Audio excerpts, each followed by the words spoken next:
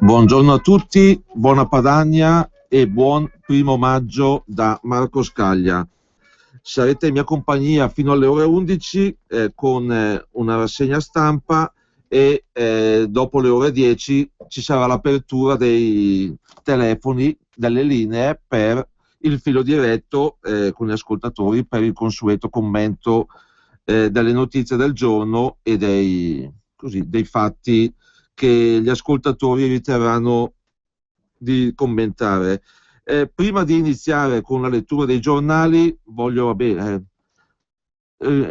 così esternare un mio personale pensiero su questa giornata, su questo 1° maggio soprattutto, perché anche se per quanto riguarda me personalmente oggi è una bella giornata perché ho un lavoro, ho la fortuna di essere qui in diretta a parlare dai microfoni di Radio Padania Libera e poi siamo nella giornata di apertura della 4 giorni di Pontida, quindi per me è una bella giornata, però considero questo 1° maggio il più brutto 1° maggio, a meno che io ricordi, perché è un brutto 1° maggio per chi ha un lavoro ma deve accettare qualsiasi condizione o stipendio, perché altrimenti c'è la solita frase, là c'è la porta e fuori c'è la coda di persone disposte a tutto pur di lavorare.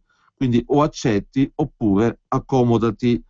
È un brutto 1° maggio per chi non ha ancora trovato un lavoro oppure lo ha perso, perché credo che oggi provi un grande senso di tristezza e disperazione per non appartenere alla categoria degli occupati che possono sfamare la propria famiglia. È un brutto 1° maggio per chi ha un lavoro, si fa il mazzo dalla mattina alla sera, però vorrebbe godersi la sua meritata festa, visto che appunto è un lavoratore, ma è costretto a lavorare anche oggi per poter guadagnare qualche soldo, per pagare le tasse da rapina di uno Stato vergognoso. Oppure deve lavorare per soddisfare i ritmi di una società che non vorrebbe mai fermarsi, nemmeno per riflettere o pensare un attimo. Ecco, qui c'è il riferimento a tutti i lavoratori, non so, di centri commerciali o di altre attività che sono sempre più costretti a lavorare nei giorni festivi, che siano religiosi o siano di altre festività. Quindi ecco, questo sentivo di dover fare questa mia personale riflessione su questo 1° maggio. Adesso passiamo ai quotidiani di oggi e iniziamo come al solito con il nostro quotidiano, il nostro organo ufficiale, La Padania. In prima pagina c'è una immagine che, ecco, descriverla è abbastanza semplice, nel senso che c'è il nostro Matteo Salvini, il nostro segretario federale, in mezzo a un gruppo di esodati. Il titolo principale è "Io sto con loro". Salvini che dichiara: grazie a questa Europa e all'euro siamo tutti più poveri. Si celebra il 1° maggio senza lavoro. Per questo oggi a pranzo a Pontida con esodati e disoccupati. E stasera la festa leghista prosegue con il concerto di Van der Sfros. Intanto l'Istat certifica il record della disoccupazione giovanile a quota 42,7%. Ecco, poi nell'immagine si riconoscono anche alcuni nostri candidati che espongono cartelli del tipo "esodato senza futuro", oppure "sul dramma degli esodati lombardi è ora di fare i conti con la Lega". Ecco, un problema molto grave, un regalo della signora Fornero, e anche da qui la necessità di firmare e sostenere i nostri referendum, tra i quali c'è proprio quello dell'abolizione di questa riforma vergognosa e dannosa.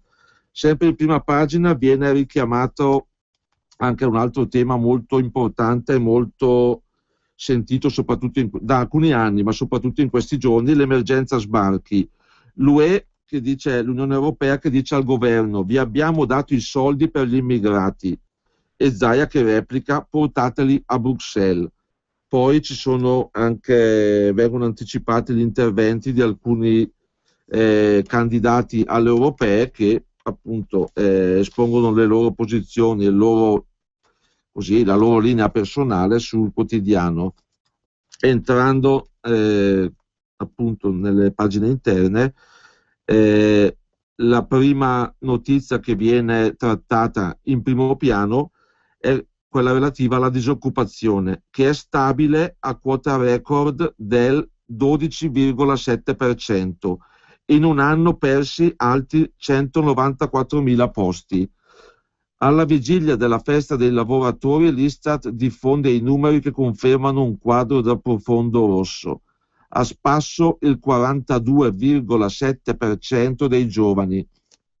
Ecco, questo dato basterebbe anche, non solo a noi che bene o male certe cose le denunciamo da anni, ma basterebbe anche ai ben pensanti, ai buonisti interessati, perché di fronte a una disoccupazione giovanile del 42% uno si chiede: ma che futuro possiamo offrire a chi sta sbarcando sulle coste italiane?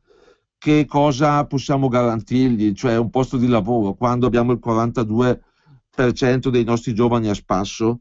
Ecco, sono domande banali, ma a volte chi non vuole arrivarci non ci arriva.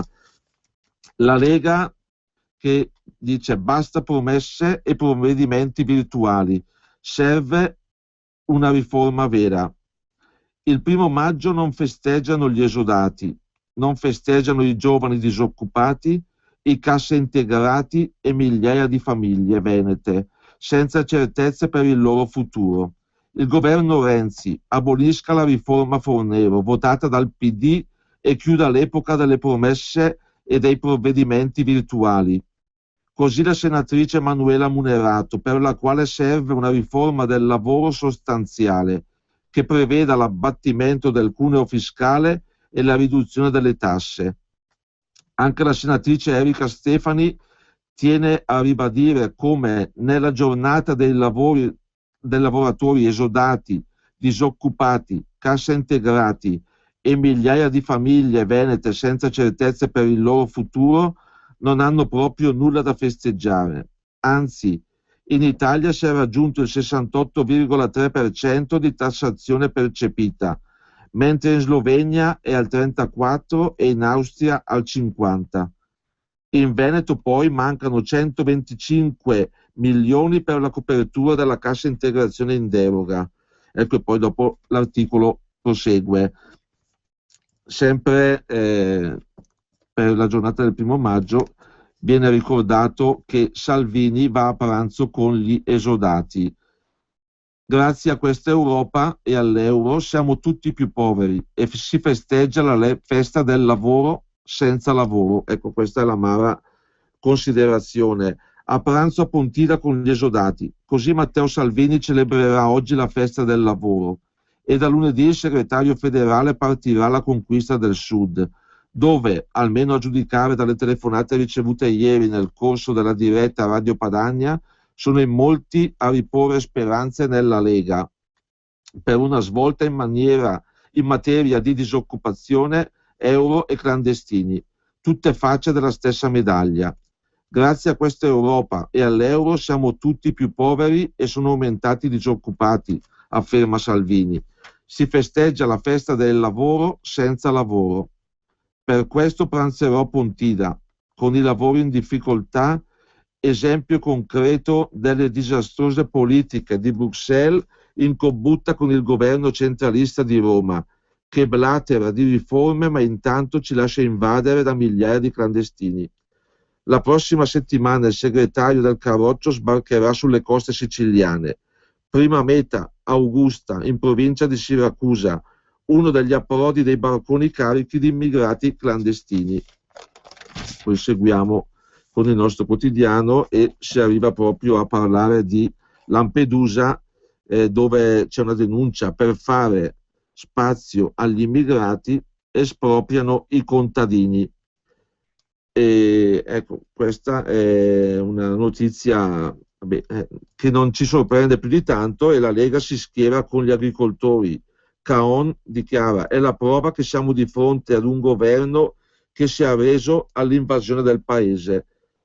Poi viene segnalato anche non so, vengono segnalato un'opinione, una dichiarazione del sindaco di Pozzallo, che è uno dei porti di maggior approdo dei clandestini, che in seguito agli oltre 1000 arrivi in un giorno, il sindaco scrive a Renzi: vieni a vedere. Ecco, io se posso, a questo proposito, qualche giorno fa ero in una zona scoperta da Radio Padania e mi è capitato di ascoltare una trasmissione a dir poco scandalosa su Radio 24, alla quale c'era, ecco, tra i vari ospiti c'era anche il sindaco di Pozzallo, e poi è stato invitato, siccome Salvini in quel giorno era senza voce, è stato invitato come ospite il nostro Nicola Molteni. Ecco, io mi ricordo le parole del sindaco di Pozzallo, che rimproverava a Molteni di essere un insensibile e di non rappresentare lo spirito di accoglienza italiano. Quindi io personalmente dico che il sindaco di Pozzallo si può tenere tranquillamente i suoi clandestini che sbarcano, visto che si è dimostrato nelle dichiarazioni così antileghista e così generoso nei confronti dei nuovi ospiti. Quindi ecco, se lui ha detto che ha un forte spirito di accoglienza, ecco, che lo dimostri con i fatti, non solo a parole. Poi, ecco, sempre riferendosi alla questione degli sbarchi, l'Unione Europea gela il governo sull'emergenza sbarchi. Abbiamo già dato. Infatti l'Unione Europea dice di aver già messo a disposizione circa 500 milioni di euro ed altri 30 milioni extra che sono stati stanziati dopo la tragedia di Lampedusa. Quindi l'Unione Europea dice: arrangiatevi, perché noi vi abbiamo già dato i soldi.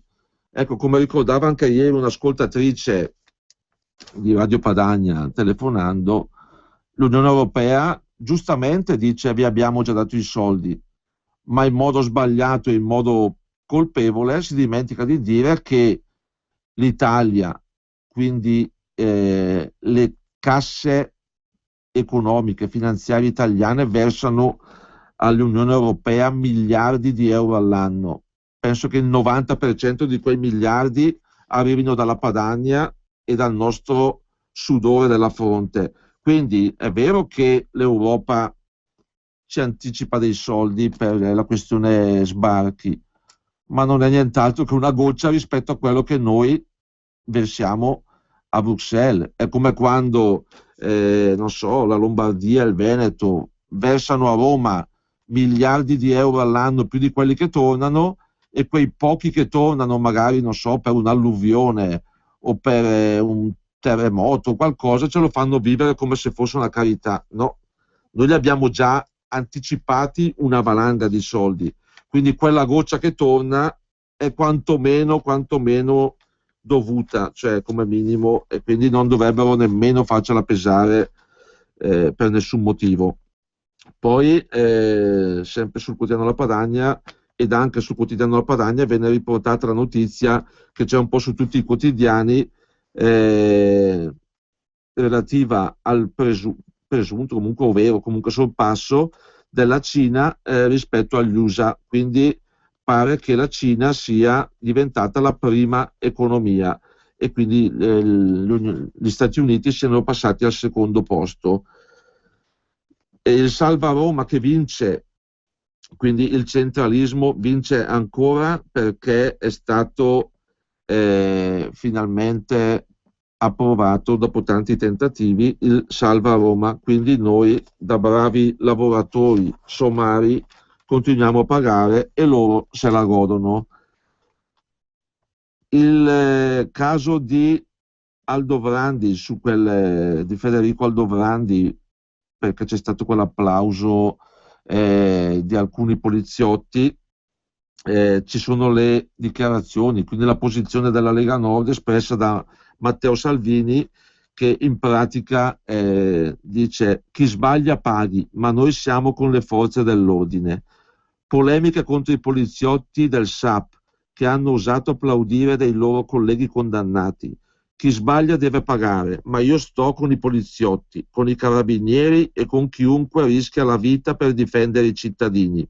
Così il segretario federale della Lega Nord, Matteo Salvini, è intervenuto su Facebook in merito alle polemiche scaturite dal lungo applauso dei poliziotti in Voncegno del sindacato autonomo di polizia, tributato all'indirizzo degli agenti condannati per la morte di Federico Aldovranti durante un controllo del 2005 a Ferrara.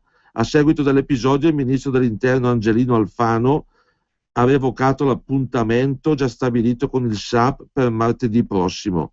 Anche Alfano ha commentato Gianni Tonelli, eletto l'altra sera presidente nazionale del SAP, è vittima del bombardamento mediatico che si è innescato sulla vicenda Aldovranti. Ecco, quindi la posizione di Matteo Salvini è quella che viene solitamente e normalmente espressa dalla Lega Nord. Noi stiamo dalla parte di chi difende i cittadini, anche perché la Lega Nord, si sa, è dalla parte di Abele e non si preoccupa, se non in casi eccezionali, della sorte di Caino. Poi saltando anche per il fatto che siamo in regime, diciamo, di par condicio, comunque che siamo in campagna elettorale, saltando la parte dei candidati alle europee, vediamo il programma di Pontida, il programma della 4 giorni del Carroccio, e io lo prendo dal comunicato ufficiale, quindi mi sembra utile ricordare nei particolari il programma di questo evento, che quest'anno, a differenza di altri anni in cui si svolgeva il sabato e la domenica, quest'anno, come dice il nostro Sammy Varin, Pontida si fa in 4 giorni carichi di appuntamenti, e si inizia oggi, giovedì 1 maggio, alle 12, pranzo dei lavoratori con Salvini, più altri esponenti del movimento. A seguire ci sarà un intervento pubblico di Matteo Salvini, alle 19 apertura del ristorante e bar, e alle 21 il concerto acustico di Davide Van der Sfors, concerto gratuito, occasione per ascoltare un grande artista e anche per, appunto, stare assieme in una bella serata. Poi, ecco, un particolare meteorologico: oggi anche il bel tempo ha dato una tregua alla giornata disastrosa di ieri, quindi anche qualcuno lassù aiuterà la nostra 4 giorni di Pontida. In caso contrario, un leghista non si spaventa davanti a un po' di fango, ci attrezziamo come al solito, anche perché non siamo i rivoluzionari che dicono farò la rivoluzione se non piove, se non fa troppo caldo, se non si suda. Chi vuole cambiare le cose non si fa fermare né dal sole né dalla pioggia. Domani, venerdì 2 maggio, alle ore 16 fino alle 17, dalle 16 alle 17:30 ci sarà il convegno Indipendentismi con Ettore Beggiato, Eva Klotz e Gilberto Oneto. Dalle 17:30 alle 19 convegno Futuro è con Camillo Langone e Aurora Lussana. Alle 19 apertura ristorante e bar, e dalle 20 alle 24 musica e giochi. Sabato 3 maggio servizio bar dalle 12 alle 24, servizio ristorante dalle 12 alle 14 e dalle 19 alle 23, e dalle 18 alle 24 il concertone di Pontida, musica a chilometri zero. Qui ecco il protagonista, il nostro Sammy Varin, che con Giovanni Polli, sembra sì, con Giovanni Polli condurrà questa serata con 6 ore di musica ci saranno molti artisti della musica indipendente, artisti a chilometro zero appunto, tra i quali il Bepi, Charlie Cinelli, Longo Bardet, Simone Zani, Nino Paolone, Giuliano della Bergen Baguette, Viviana Lafranchi, Sergio Bassi, Mario Benetti, Morris, Nando Uggeri e Erika Sbriglio e Matteo Tiraboschi, il grande tenore. Domenica 4 maggio, ecco, la giornata clou, giornata in cui un militante deve esserci per piacere di ascoltare il segretario federale e gli altri dirigenti, per piacere di stare tra amici, tra persone che condividono la stessa idea, ma un dovere soprattutto perché un militante, e aggiungo io, anche chi è nominato o eletto in enti pubblici o istituzioni grazie ai voti dei militanti leghisti, ha l'obbligo morale di esserci, più forse dei militanti, ma i militanti ci sono perché i militanti vengono mossi dal cuore più che da altre cose, quindi ecco un invito a tutti a partecipare alla grande Pontida 2014. Ecco, per concludere con il nostro quotidiano, oltre agli appuntamenti dei nostri esponenti che sono tutti, diciamo, segnalati per essere presenti a Pontida, c'è in ultima pagina un elenco dei pullman per portare a questa giornata importante. Il Corriere della Sera, quanti nemici ha il lavoro? Ecco, c'è l'articolo principale di Maurizio Ferrera, ne leggo la prima parte. 680.000, questo è il numero di giovani disoccupati nel mese di marzo, un piccolo esercito a cui si devono aggiungere più di 2 milioni di quindi ragazzi e ragazze fra i 18 e i 29 anni che non studiano e non lavorano. Cosa si può fare per aiutarli? Da oggi, festa del lavoro, l'Unione Europea e il governo italiano offrono una possibilità, la garanzia giovani. Chi si iscrive ad un apposito portale internet verrà contattato nei prossimi mesi dai servizi per l'impiego al fine di concordare un percorso di inserimento. Una dote di 1,5 miliardi di euro cofinanziati dall'Unione Europea consentirà di agevolare e incentivare le varie opzioni, dall'apprendistato allo stage, dall'addestramento professionale all'autoimpiego. Ecco, belle parole sicuramente, bei propositi. Personalmente non sono molto ottimista perché qui viene raccontata, viene descritta un'iniziativa per aiutare alcuni giovani disoccupati a fronte di molti di più, e non si parla dei disoccupati che hanno forse più difficoltà ancora a trovare lavoro, che sono gli over 50, che sono troppo giovani per la pensione e troppo vecchi per trovare un nuovo lavoro, e poi secondo me non si tocca, perché qui oltre ai toni, lasciando stare i toni trionfalistici di questa iniziativa, non si parla assolutamente del problema reale. Tu puoi anche incentivare il modo per occupare le persone, ma se è il lavoro che manca, se le aziende chiudono, se le aziende delocalizzano, tu puoi dire incentiviamo ad assumere, l'azienda ti dice assumo per far cosa? Per pulire il piazzale?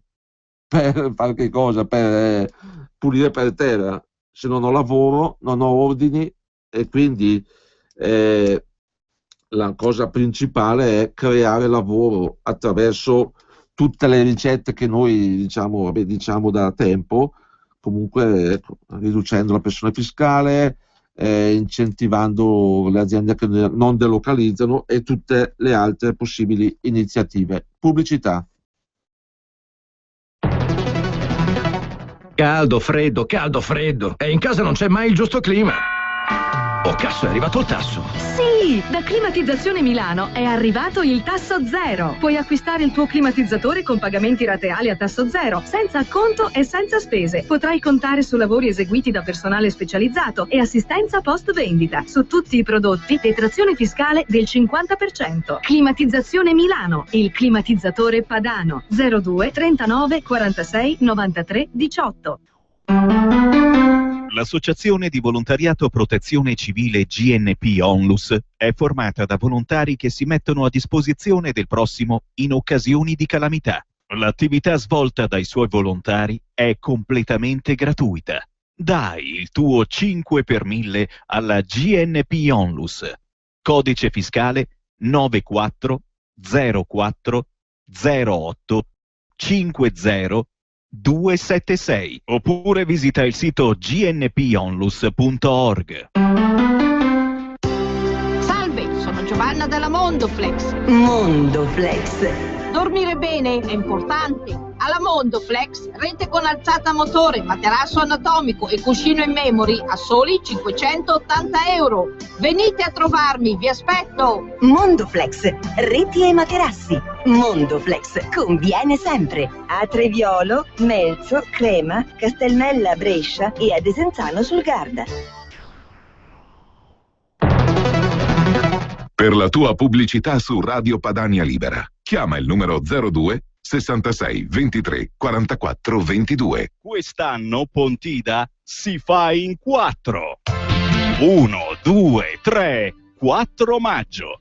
Quest'anno a Pontida convegni su identità, territorio, lavoro. Concerti gratuiti a chilometro zero nel più grande evento dell'anno. Sabato 3 maggio Radio Padania presenta il Concertone. Musica dal territorio dalle 18 a tarda notte. Tutte le informazioni sul sito www.leganord.org. Radio Padania, la tua voce libera, senza filtri né censura. Radio Padania Libera, la voce della Lega Nord, la tua voce libera, senza filtri né censura.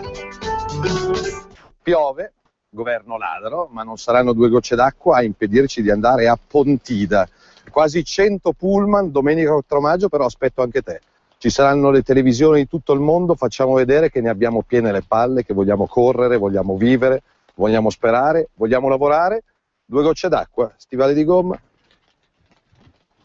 cappuccio, poi tanto c'è Renzi che cammina sulle acque, quindi non avremo problemi. Come fai a venire? Pullman, treni, macchine, l'importante è esserci domenica 4 maggio a Pontida. Un numero di telefono vi lascio per sapere da dove partono i pullman più vicini a casa vostra, a Torino, a Treviso, a Bologna, a Genova. 02 66 234 234. E chi non viene è un po' Renzi e un po' Alfano. Bentornati in diretta, continueremo fino alle ore 10 e poi apriremo le linee per il filo diretto con i vostri commenti alle notizie del giorno. Eravamo al Corriere della Sera ed ero partito dall'articolo che parlava delle possibili iniziative per ricollocare giovani disoccupati.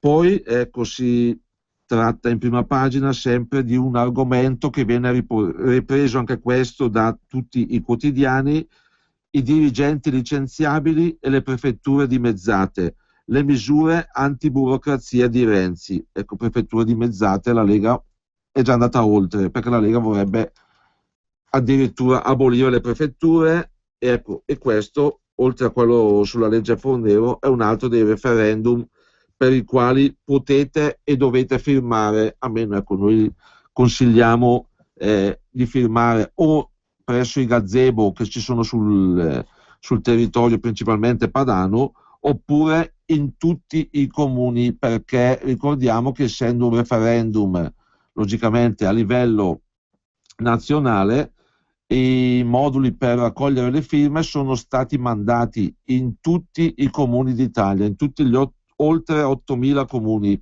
quindi da quello più comodo e più centrale, più grande, a quello più sperduto. Tutti i comuni hanno i nostri moduli, basta andare appunto nella sede del comune e chiedere se sono all'anagrafe, se sono all'ufficio elettorale, e firmare in modo molto semplice.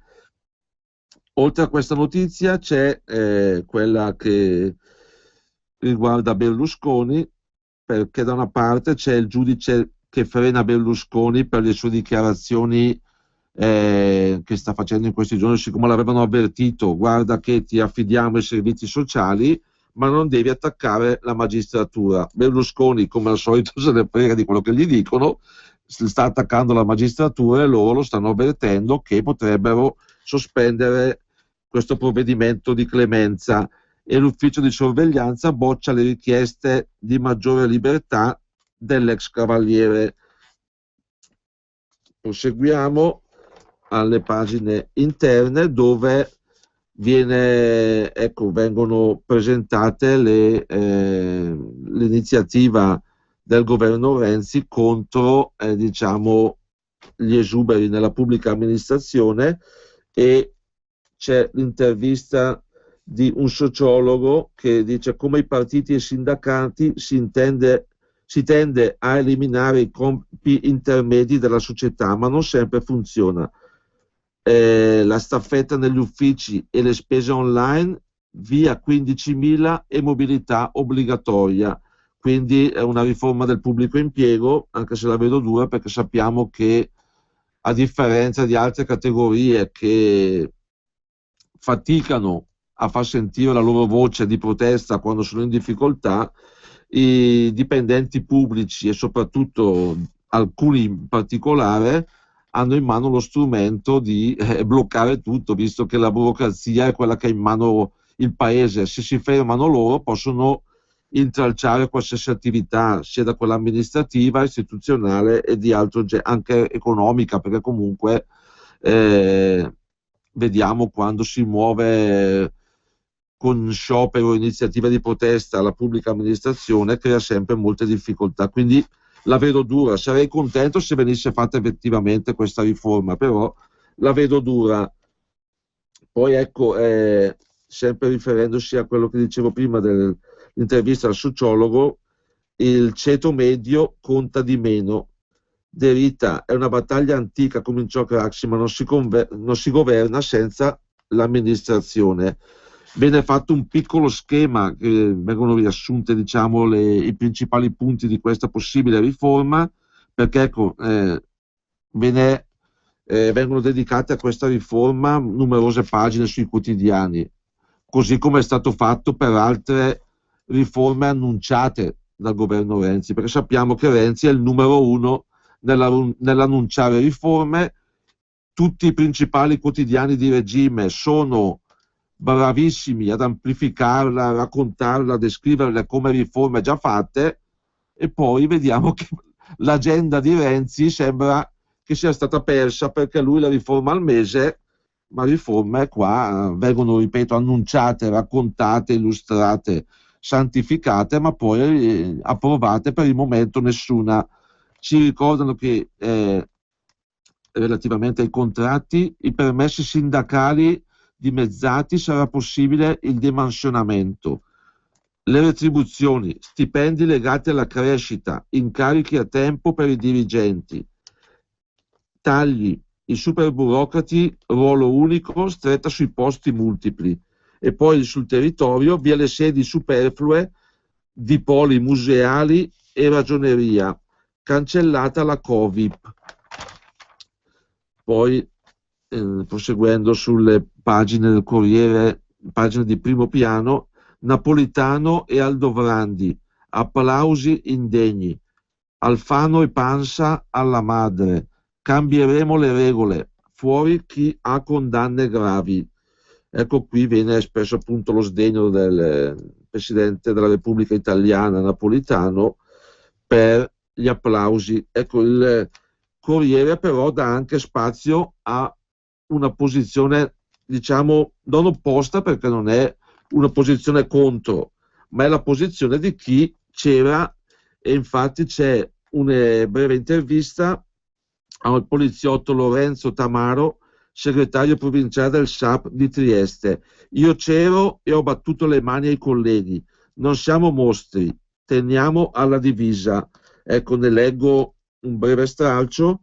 Lorenzo Tamaro martedì pomeriggio era in quella sala dell'hotel di Rimini, batteva le mani, esprimeva vicinanza ai colleghi, dice proprio così, e lo fa rivendicando il gesto spontaneo di solidarietà per colleghi che hanno vissuto un dramma umano. Tamaro ha 48 anni, svolge un incarico investigativo a Trieste, è delegato sindacale perché è il segretario provinciale del SAP, conosce bene il caso di Federico Aldovrandi. Lei pensa di aver fatto la cosa giusta? Chiede l'intervistatore. Sì, perché non c'è stata nessuna esaltazione, non volevamo dimostrare nulla. Questa storia è stata strumentalizzata. E allora ce la racconti lei. Eravamo nella sessione pomeridiana a porte chiuse. A un certo punto il segretario nazionale Gianni Tonelli ha presentato un nuovo progetto e ci ha comunicato che in sala c'erano i 3 colleghi rientrati da poco in servizio. A quel punto li abbiamo applauditi per salutare questo ritorno. È stato un gesto spontaneo. Lei ritiene che meritassero una simile ovazione? Sarà durato meno di un minuto e non è vero che eravamo tutti in piedi. Qualcuno si è alzato ma non c'è stata alcuna ovazione. Abbiamo espresso solidarietà a chi ha avuto un problema professionale grosso. Sono stati condannati per omicidio colposo in via definitiva, fa notare l'intervistatore, e hanno scontato la pena senza mai contestare la decisione del giudice. Hanno chiesto di accedere alle misure alternative e di essere affidati ai servizi sociali e, come spesso accade a noi poliziotti, le loro istanze sono state respinte. Le loro vite e quelle delle loro famiglie sono state travolte. Ecco, poi l'intervista prosegue, l'intervista di Fiorenza Sarzanini. Ecco, mi permetto di fare un piccolo commento, una piccola osservazione. Quando ci sono casi di violenza presunta o confermata da parte di esponenti delle forze dell'ordine contro manifestanti, si va giustamente a fare le pulci su ogni minimo fotogramma dell'episodio, si cerca il responsabile, si identifica il responsabile, si fanno le indagini e si fanno i processi seguiti dai media, perché si vuole la certezza della pena che dovrebbe esistere per tutti. Quando invece sono le forze dell'ordine a subire, ma sì, qualcuno c'è stato, qualcuno era molto coperto, qualcuno è stato identificato, viene portato magari in caserma o in questura e poi 99% dei casi si vede la persona che esce a piede libero, applaudita da chi lo accompagnava mentre aggrediva le forze dell'ordine, e non si ha più notizia né di processi né di condanna. Quindi secondo me è uno dei tanti casi italiani, italioti di 2 pesi e 2 misure, di doppio pesismo. Poi si parla del caso Berlusconi, niente deroghe, è incurante delle prescrizioni, le offese ai magistrati contrastano con il programma. La procura così si avvicina a una richiesta di revoca, perché appunto se lui persisterà in queste sue dichiarazioni c'è il rischio che venga revocata la possibilità appunto di scontare la pena ai servizi sociali. E poi ci viene anche qua ricordato che aiuterà chi ha l'Alzheimer, ma no agli spot. Il direttore della Sacra Famiglia, ecco la struttura presso la quale Berlusconi eserciterà questo servizio sociale, che dice eviti canzoni e barzellette, e poi ci informano che potrebbe assistere queste persone durante il pranzo. Ecco, io personalmente non voglio commentare il fatto che Berlusconi sconterà questi servizi sociali presso una struttura di malati d'Alzheimer, almeno per rispetto dei malati di Alzheimer, perché altrimenti cose da dire ne avrei sul personaggio Berlusconi. Poi vengono ricordate alcune dichiarazioni di Alfano sulla possibilità che Marina Berlusconi scenda in campo, come si dice. Marina dice le stesse cose del padre, ha paura per la fine di una storia. Alfano che dice da ottobre preparano il discorso per la sua discesa in campo. Ecco, personalmente auguro a Marina Berlusconi di non scendere in politica, perché altrimenti subirà un trattamento uguale se non peggiore di quello subito da suo padre, perché sappiamo che se dovesse scendere in politica l'opposizione non la considererà un avversario, ma la considererà un nemico da abbattere con ogni mezzo, democratico sicuramente, però corretto o anche scorretto, perché la delegittimazione che fanno i sinistri quando c'è un avversario va spesso al di là della dialettica politica. E poi ci viene anche qua detto che l'ex premier Berlusconi amareggiato perché non vogliono farlo parlare. In un vertice a Roma con i big del partito tutti consigliano prudenza dalle dichiarazioni, e poi ecco la sua delusione. Nel partito l'arrivo della figlia pare certo, ma tempi e modi sono da definire. Ecco, delle dichiarazioni di Berlusconi non penso che ne sentiremo la mancanza, anche perché sta in questi giorni, soprattutto quando abbiamo sentito in alcune trasmissioni televisive, sta attaccando in modo pesantissimo i provvedimenti che il suo partito ha sostenuto e approvato, e sta attaccando i 3 governi non legittimati dal popolo. È vero, non legittimati dal popolo, ma legittimati dal suo partito, che ha votato la fiducia a Monti, a Letta e anche a Renzi, perché anche lì avrebbe la possibilità di farlo cadere in Senato, ma però ecco, Berlusconi sta valutando se far cadere Renzi in base alla sua convenienza elettorale, solo a quella. Dopo se ne frega dei cittadini se subiscono o meno le conseguenze di questo governo degli annunci. Renzi sfida i 5 Stelle, noi primo partito, e Grillo blinda Piazza San Giovanni. Il Premier cerca consensi tra gli elettori dei 5 Stelle, non vinceranno come nel 2013. Le strategie, ci ricorda il Corriere della Sera, al voto, il testa a testa alle politiche. Al voto per la Camera nel 2013 il PD prende 8,9 milioni di voti, il Movimento 5 Stelle 8,8 milioni, ma senza contare il voto all'estero il Movimento 5 Stelle è primo. La sfida alle europee tra i 2 partiti, in vista delle europee è il Movimento l'avversario più temuto da Renzi. Il segretario PD pensa a comizi e iniziative contro le insidie dei 5 Stelle. Il Movimento e l'attacco al PD. Dopo Piombino, anche a Siena Grillo ha fatto campagna con affondi contro il PD. La strategia del Movimento 5 Stelle è di attaccare le roccaforti rosse. Ecco, attaccare le roccaforti rosse sappiamo che non è mai facile, anche perché sembra che gli elettori del PD digeriscano anche i sassi, perché di fronte a elenchi interminabili di indagati, inquisiti, arrestati anche, ricordiamo, i 2 consiglieri provinciali di Cosenza arrestati per accuse di mafia, sembra che gli elettori del PD queste cose scivolino come l'acqua mentre si fa la doccia, e vedremo se, sicuramente scivolerà anche questa notizia che viene riportata sul Corriere della Sera.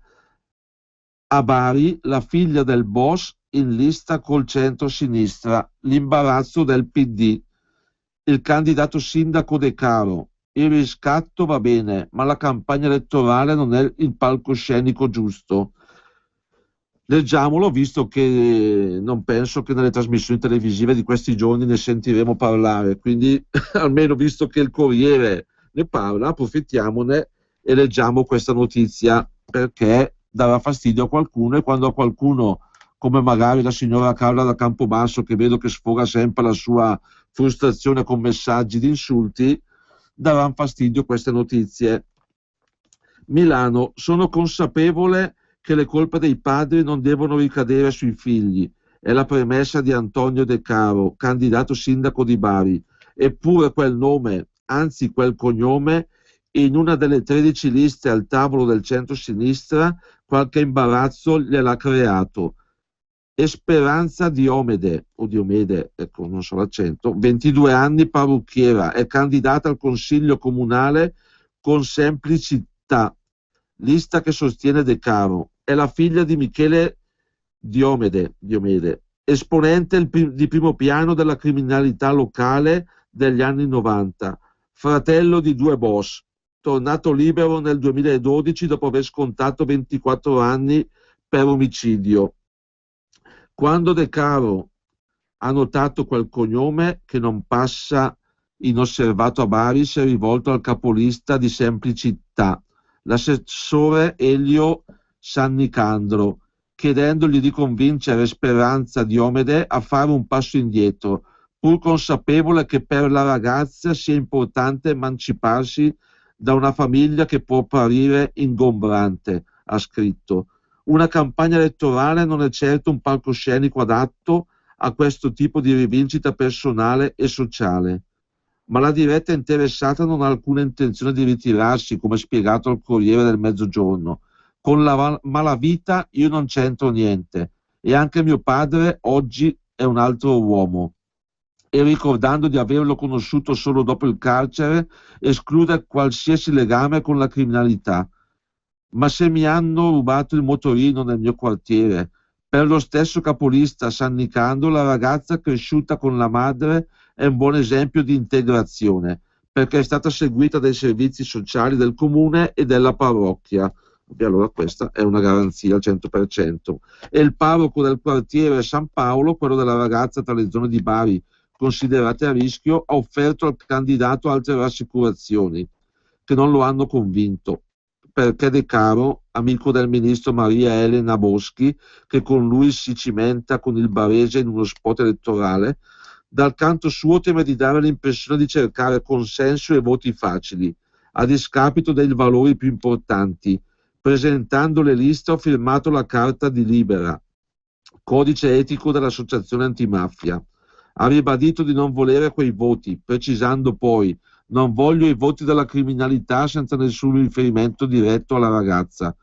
Solo la diretta interessata però può decidere di ritirarsi. Esposto il caso, i riflettori si sono accesi anche su altri nomi, come Danilo Dammacco, figlio di un pregiudicato, candidato nella lista De Caro per Bari, che ha deciso di lasciare la corsa, o di Francesco Laraspata, figlio di Leonardo, ucciso nel 2000 nella guerra tra clan. Gli avversari attaccano il magistrato Desiré Di Geronimo in testa a una lista civica, si chiede se non siano inopportune certe candidature agli occhi delle vittime innocenti.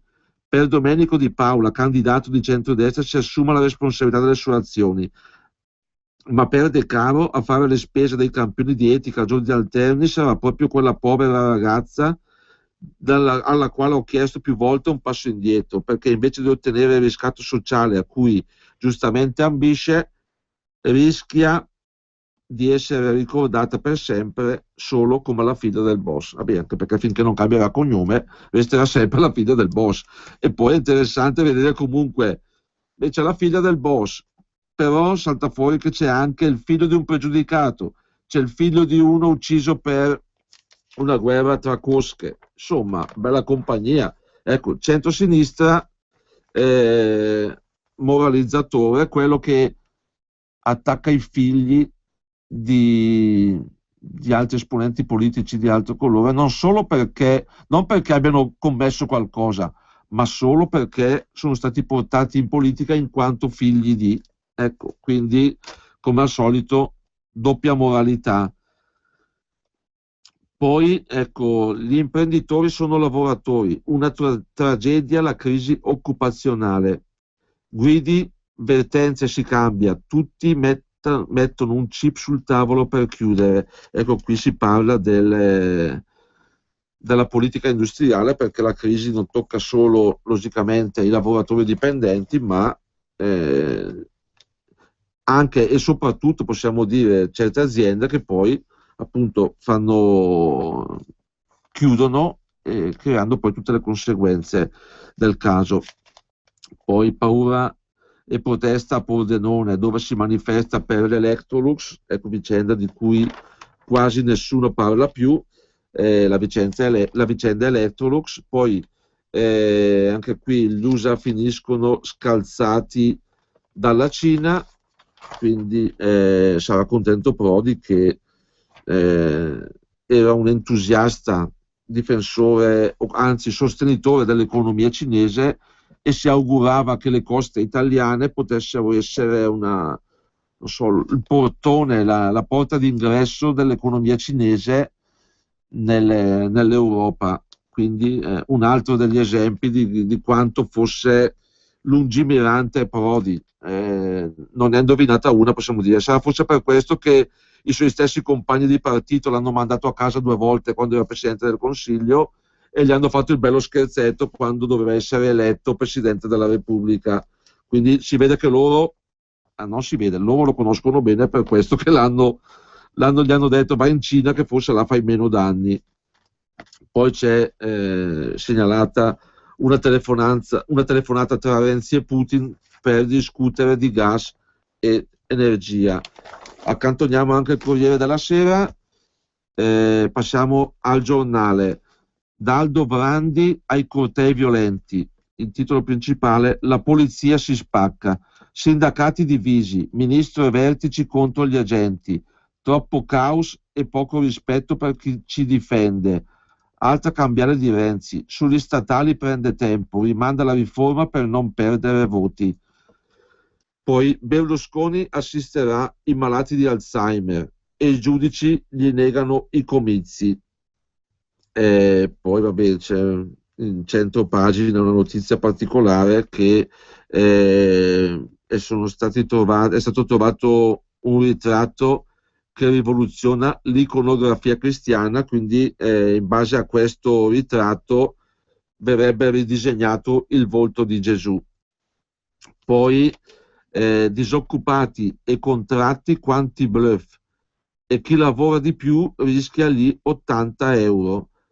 Poi ecco, ci sono parecchie segnalazioni e richiami in prima pagina sul Giornale su vari argomenti: la liturgia del lavoro, se solo la CGIL santifica il 1° maggio. Poi la Cina ha superato l'America, ma è tutto un trucco, ecco perché a quanto pare c'è qualcuno che contesta questi dati sul sorpasso. Ben richiamato, ecco perché le notizie oggi sono tantissime. La notizia di cronaca, comunque ecco, che riguarda la cronaca nera, che viene anche qui riportata da molti quotidiani, è il caso da rifare in merito all'omicidio di Garlasco. Dopo 7 anni, processo riaperto e via a nuovi esami. Ecco, io qua mi permetto di dire, caspita, cioè questo ragazzo, Alberto Stasi, 7 anni che vive con il sospetto di essere un assassino. Io mi chiedo se un paese civile possa permettersi questo, perché io vorrei che uno come lui fosse stato giudicato, non so, in brevissimo tempo, se fosse stato condannato, messo in galera e buttata via la chiave per sempre, oppure se fosse stato assolto, ecco, di continuare la sua vita normale. Invece in questo paese poi stare 7 anni con l'accusa e il sospetto di essere un assassino, che secondo me è abbastanza devastante. E poi magari, come spesso accade, quando una persona viene condannata, poi la pena che subisce è meno di quella che ha subito mentre era indagato o inquisito. Poi, ecco, da bravo servitore del padrone, il Giornale va a spulciare tutti i casi che danno fastidio a Silvio Berlusconi. Sul caso Ruby, regole violate, la procura anti-CAV nel caos, le accuse al CSM dell'aggiunto Robledo, in Guerno Bruti liberati, avrebbe dato d'imperio il fascicolo su Berlusconi alla Bocassini. La replica, falso, mi hanno pure ringraziato. Poi, pubblicità.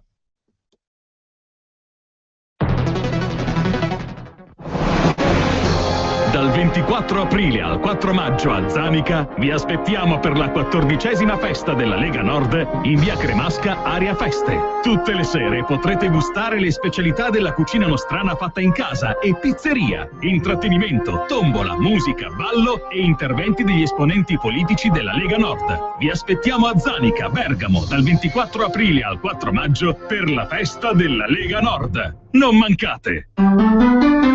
L'immagine della tua azienda è fondamentale. Il partner giusto è Damiano Brambilla, professionista del settore arti grafiche, offre un servizio personalizzato, dall'ideazione della grafica all'esecuzione della stampa con tecnologie innovative che assicurano la massima qualità del prodotto. Dépliant, cataloghi, roll-up, striscioni, manifesti. Con Damiano Brambilla la tua azienda troverà il giusto mezzo per farsi notare e scegliere. Chiama subito il 338 30 55 350 o scrivi a dambram@tin.it. Salve, sono Giovanna della Mondoflex. Mondoflex. Dormire bene è importante. Alla Mondoflex, rete con alzata motore, materasso anatomico e cuscino in memory a soli 580 euro. Venite a trovarmi, vi aspetto. Mondoflex, reti e materassi. Mondoflex conviene sempre. A Treviolo, Melzo, Crema, Castelmella, Brescia e a Desenzano sul Garda. Per la tua pubblicità su Radio Padania Libera, chiama il numero 02 66 23 44 22. Quest'anno Pontida si fa in 4. 1, 2, 3, 4 maggio. Quest'anno a Pontida convegni su indipendentismo, identità, territorio, lavoro, concerti gratuiti a chilometro zero nel più grande evento dell'anno. Giovedì 1 maggio, mentre sul palco romano sfileranno i soliti big della musica commerciale allineata, a Pontida alle ore 21 si terrà il concerto gratuito di Davide Van der Sfros. Davide Van der Sfros in concerto gratis giovedì 1 maggio ore 21 a Pontida. Tutte le informazioni sul sito www.leganord.org. Piove, governo ladro, ma non saranno 2 gocce d'acqua a impedirci di andare a Pontida. Quasi 100 pullman domenica 4 maggio, però aspetto anche te.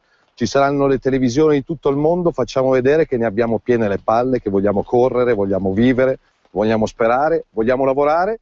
2 gocce d'acqua, stivali di gomma, cappuccio, poi tanto c'è Renzi che cammina sulle acque, quindi non avremo problemi. Come fai a venire? Pullman, treni, macchine, l'importante è esserci domenica 4 maggio a Pontida. Un numero di telefono vi lascio per sapere da dove partono i pullman più vicini a casa vostra, a Torino, a Treviso, a Bologna, a Genova. 02 66 234 234. E chi non viene è un po' Renzi e un po' Alfano. Eccoci ritornati in diretta, adesso velocizzo un attimino, ecco, anche perché io non essendo professionista non riesco magari a sintetizzare bene i concetti. Comunque adesso velocizzo, anche perché alle 10:15 avremo un ospite, un intervento telefonico. Ecco, stavamo dicendo che sul quotidiano Il Giornale vengono raccontate le vicende con una chiave logicamente a difesa dell'ex cavaliere, e poi c'è anche una segnalazione per il processo d'appello per accusa di evasione fiscale a Dolce & Gabbana. Il giudice batte il PM, 18 mesi a Dolce & Gabbana, l'accusa aveva chiesto la soluzione dei 2 stilisti, il legale commenta allibito. Poi ecco un retroscena riguardo a Berlusconi: il super ospite può diventare un buon affare, la struttura assicura visibilità all'ex premier e guadagna in popolarità, perché immagino, già conoscendo il personaggio, come sfrutterà questo palcoscenico arrivando in pompa magna nella struttura, e quindi lui da furbacchione qual è, cercherà di, da una parte anche giustamente gli hanno dato questa possibilità e lui la usa, di cercare di raccogliere qualche voto in più, scontando diciamo una condanna, anche se ai servizi sociali. Poi sugli statali Renzi prende tempo, rivoluzione solo annunciata. Il Consiglio dei Ministri discute le novità, ma il provvedimento è rinviato al 13 giugno. Il Premier è per dare spazio al dibattito. Forza Italia lo stana, ha paura di perdere voti. Poi la beffa del bonus IRPEF, chi lavora troppo lo restituirà, la trappola nelle pieghe del provvedimento. L'importo non sarà di 80 ma di 53 euro e chi sfiora i 26.000 euro annui grazie agli straordinari dovrà ridare i soldi. Poi c'è una segnalazione sull'ex ministro del lavoro Fornero, ecco, quella che ha ideato e fatto approvare la riforma scandalosa che noi come Lega Nord vogliamo abolire con un referendum. La Fornero adesso potrà piangere sul latte versato. Elsa nominata consigliera della centrale di Torino. Mentre le migliaia di esodati che lei ha inventato sono rimasti senza lavoro e senza pensione, l'ex ministro Elsa Fornero, quella dalla lacrima facile, ha trovato un'altra poltrona, quella di consigliere indipendente nel CDA di Centrale del Latte di Torino. Il nuovo board, in carica fino al 31 dicembre 2016, ha confermato Luigi Luzzati presidente, Riccardo Pozzoli vicepresidente e amministratore delegato e Maurizio Macchiavello amministratore delegato di CIR Latte Tigullio. Adesso la Fornero, che l'anno scorso ha ricevuto il premio Ezio Tarantelli per l'ASPI, Assicurazione Sociale per l'Impiego, un nuovo ammortizzatore sociale, potrà piangere sul latte versato o no. Marina la discesa in campo, un giorno forse se capita, la primogenita del CAV apre uno spiraglio sull'impegno in Forza Italia. Renzi che dice rispetto lei e la sua azienda e contro la responsabilità delle toghe, nuovo asse PD Movimento 5 Stelle. Liti e show in TV, è la Repubblica dello scontrino perché la Picerno è stata l'ultima che ad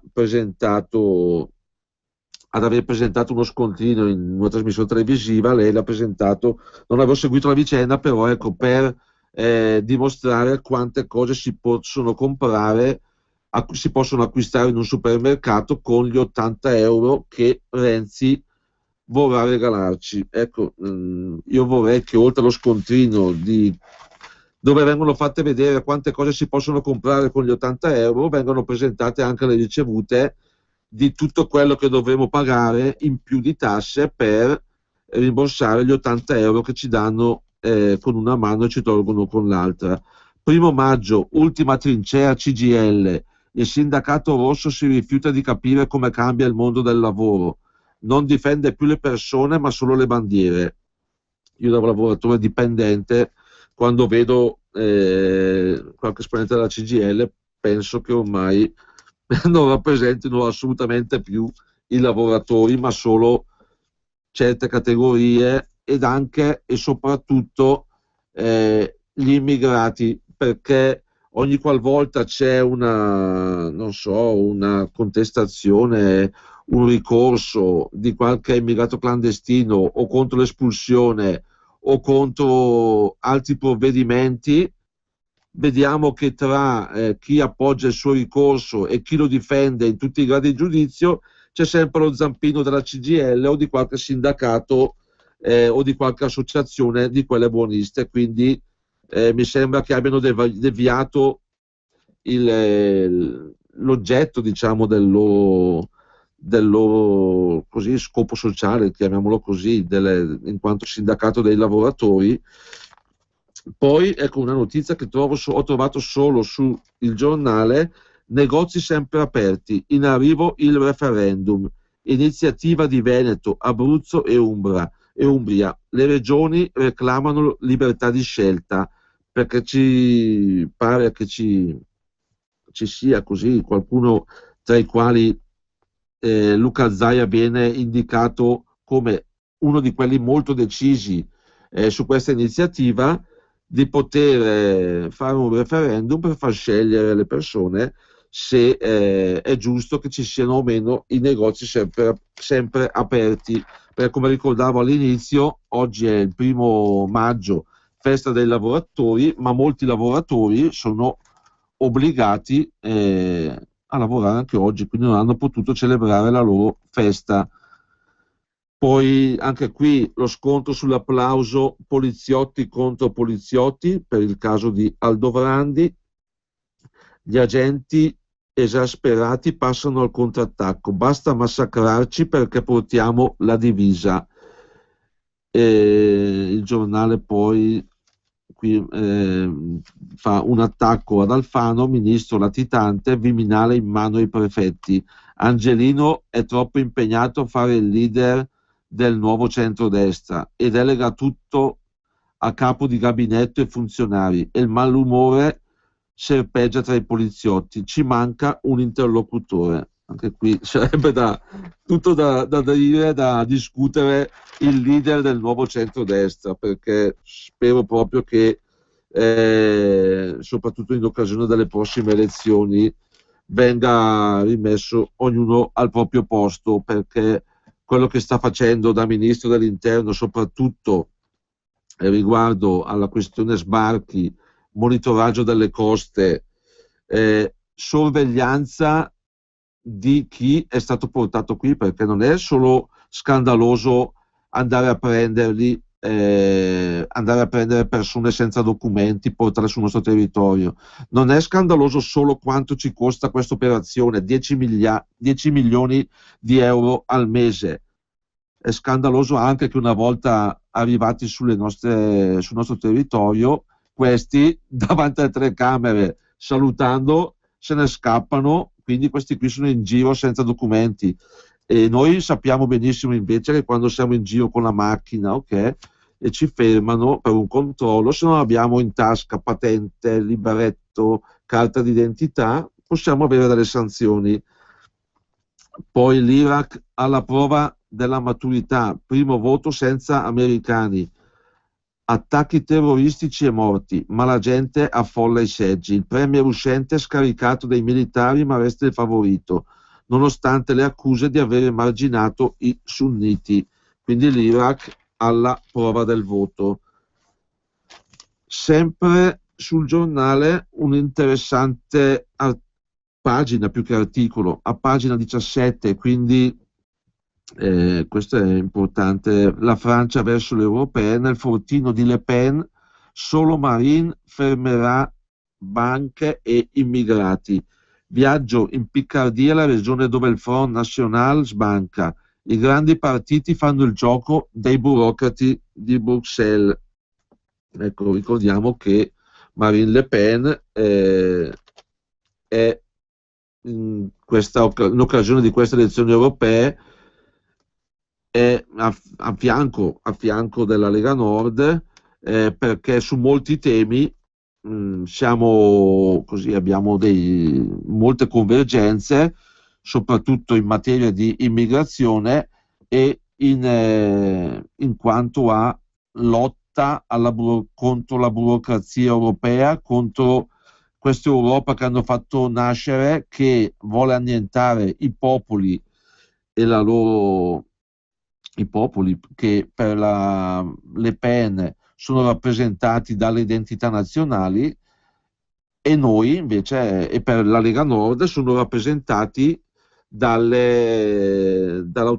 diritto di autodeterminazione dei popoli, che non solo in quanto nazione ma in quanto singole regioni che possono anche voler chiedere l'indipendenza, come stanno facendo in Italia o anche in altre nazioni. Ecco, proprio a proposito di indipendenza, di diritto di autodeterminazione, abbiamo in linea l'ospite che dicevo che avremmo avuto in diretta, un gradito ospite. Abbiamo in linea Doddore Meloni dalla Sardegna. Ciao Doddore, Pronto, buongiorno. Ciao, buongiorno a te Marco e a tutti i tuoi radioascoltatori. Buongiorno, Buongiorno. buon 1° maggio. E allora già qualche giorno fa leggevamo sui quotidiani che tu, siccome sei stato tuo malgrado coinvolto nella vicenda degli indipendentisti di circa un mese fa, leggevamo qualche giorno fa sui quotidiani che sei stato convocato a Brescia ed avevi per delle deposizioni che ti hanno convocato a fare, e tu avevi avanzato anche la richiesta di poterle fare in sardo. Ci racconti appunto come è iniziata questa vicenda? Come è successo? Ecco.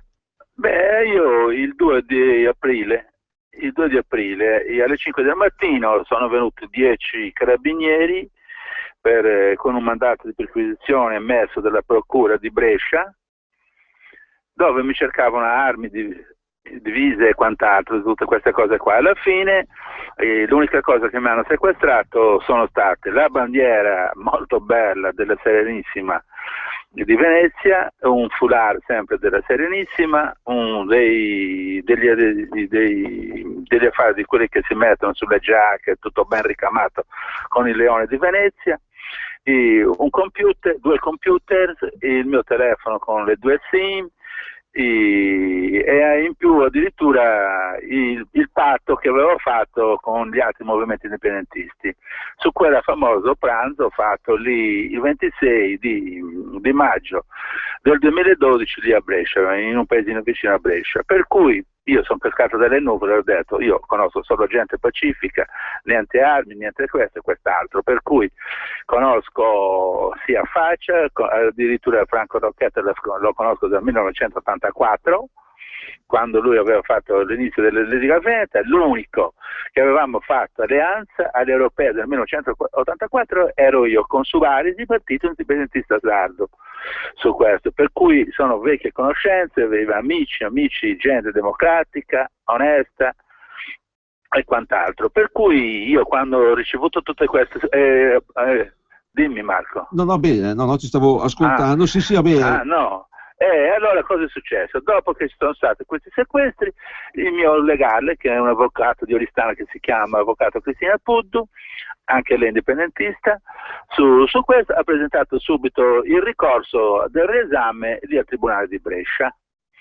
Ma io avevo già scritto al Tribunale di Brescia, quando abbiamo fatto la nomina dell'avvocato e quant'altro, che avrei parlato solo in lingua sarda, in sardo, appunto, che era un mio diritto costituzionale, acclarato dalle leggi e quant'altro, per cui io, siccome un imputato ha il diritto di difendersi come ritiene lui sia più confacente la sua personalità, il suo carattere, le sue modalità comportamentali di pensiero. Per cui io, quando a mezzogiorno meno un quarto dell'altro giorno a Brescia, in tribunale, di fronte alla commissione che deve riguardare queste cose qua, dei giudici, ho parlato in sardo. A questo punto il giudice ha detto che lì si doveva parlare solo in italiano. E a questo punto il mio legale è intervenuto e ha detto: no, è un suo diritto costituzionale contemplato dalle leggi. Ha preso e ha portato dei documenti emessi dalla procura di Oristano, proprio su un anche perché, scusa, dottore, anche perché scusa, mi ricordo che tu già qualche anno fa, no, eri riuscito per un'altra questione, eri riuscito a ottenere proprio la possibilità, certo. L'utilizzo, sei stato praticamente, diciamo, il primo ad avere questa abilità. No, Marco, voglio precisare una cosa, grazie di quello che tu stai dicendo, però questo è importantissimo, perché questi documenti della procura e del Tribunale di Oristano erano redatti in sardo, mi capisci? Sì. E cioè il documento del Tribunale consegnato a me era redatto in lingua sarda. Addirittura? Certo, con in più un decreto del Presidente del Tribunale che mi autorizzava a parlare, discutere e scrivere in sardo anche nei procedimenti civili. Quindi questo... In base alle leggi che ci sono, le basi sia europee e quant'altro. Per cui a questo punto, quando sono stati prodotti dal mio legale questi documenti, cosa è successo? Che il Tribunale si è riunito, ci ha fatto uscire fuori a noi, al cancelliere, e loro si sono rimasti solo i giudici a discutere su queste basi. Mi hai capito? Su quei documenti che noi abbiamo portato. Quando io sono rientrati con l'avvocato, il presidente del tribunale, quello di quell'aula lì, mi ha fatto mettere a verbale, per cui è scritto a chiare lettere, che io potevo sì parlare, ma in Sardegna, secondo lui, in lingua, perché a Brescia, non essendoci un'enclave sarda, Sì. io non potevo parlare in sardo, potevo solo usare l'italiano, capito tutto quanto. In pratica stava autentificando e dicendo che i sardi siamo diversi, che in pratica abbiamo diritto all'indipendenza, che bastava che noi, un enclave di sardi riuniti, diciamo, in un rione di Brescia, io avrei avuto l'autorizzazione a parlare in sardo, dimostrando che l'Italia è quella che i veneti ricchi vogliono l'indipendenza, i piemontesi o i lombardi che vogliono l'indipendenza hanno ragione.